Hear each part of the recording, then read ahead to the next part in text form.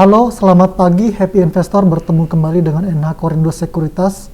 Seperti biasa kita akan mereview perdagangan sehari sebelumnya dan memproyeksikan untuk perdagangan hari ini.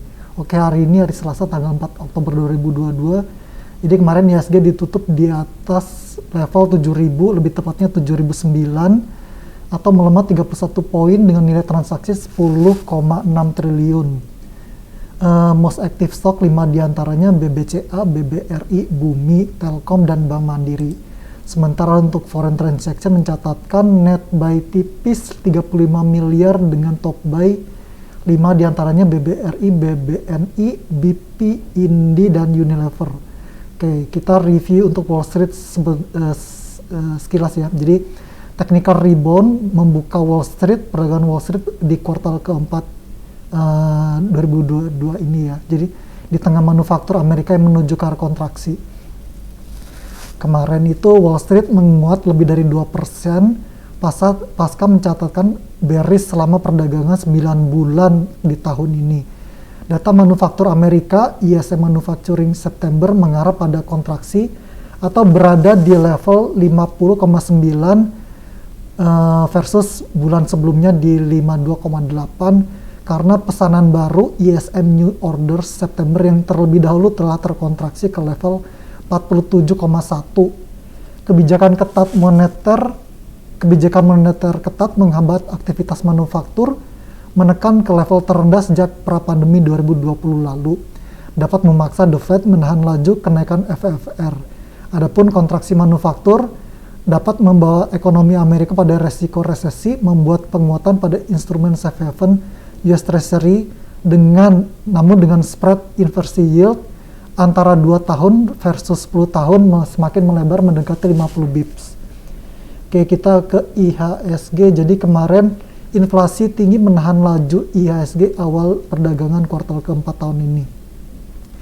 Manufaktur Indonesia yang kembali berekspansi dengan S&P Global Indonesia PMI Manufacturing September di level 53,7 dibandingkan bulan sebelumnya 51,7 seharusnya menjadi katalis positif IHSG kemarin ya. Namun investor mencermati dampak inflasi tinggi atau inflasi headline September yang mendekati 6% pada kinerja sejumlah sektor saham membuat IHSG melemah 31 poin.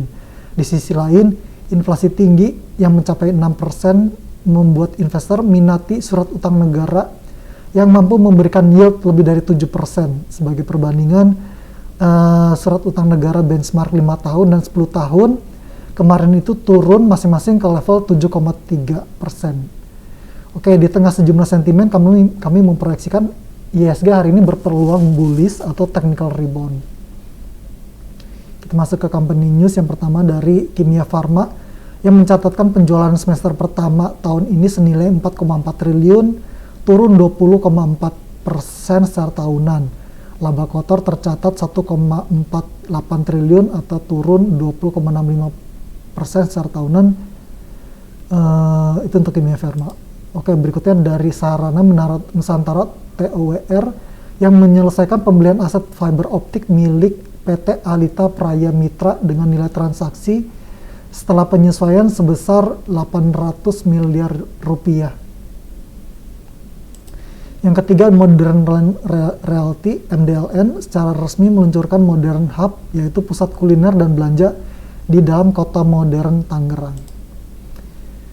Kita masuk ke makroekonomi.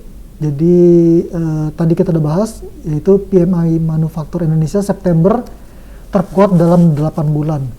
Peningkatan produksi dan ekspansi permintaan domestik baru mendorong naiknya Purchasing Manager Index di bulan September. Tercatat 53,7 atau naik dari bulan sebelumnya 51,7. Oke, kita masuk ke global, sama data manufaktur juga. Jadi aktivitas manufaktur Amerika tumbuh pada laju paling lambat dalam sekitar 2,5 tahun ya pada September lalu. Karena pesanan baru berkontraksi di tengah kenaikan suku bunga agresif The Fed.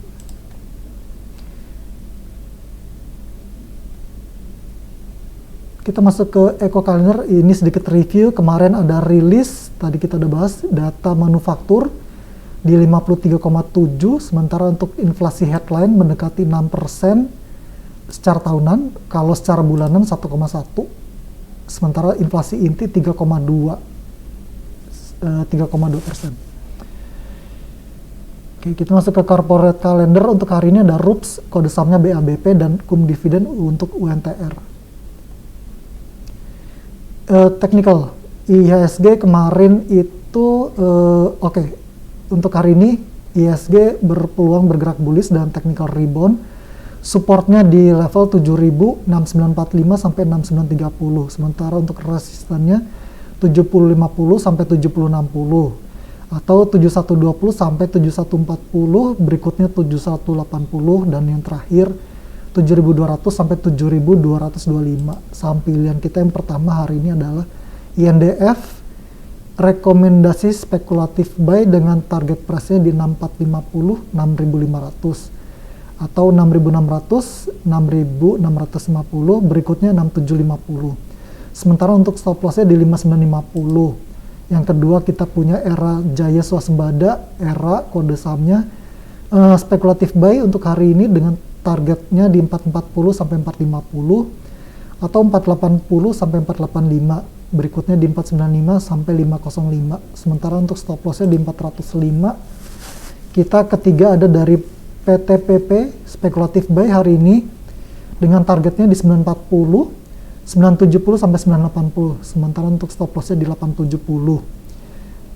Keempat kita ada Wika, Wijaya Karya, rekomendasinya spekulatif buy dengan targetnya di 965, 995 sampai 1005, berikutnya di 1020 sampai 1025, dan yang terakhir di 1050. Sementara untuk stop loss-nya di 905. Bumi Serpong Damai itu stok pick kita yang terakhir. Untuk hari ini spekulatif buy dengan targetnya 940 sampai 945, atau 955 sampai 960, berikutnya di 975, stop loss-nya di 890. Oke, demikian untuk hari ini, terima kasih.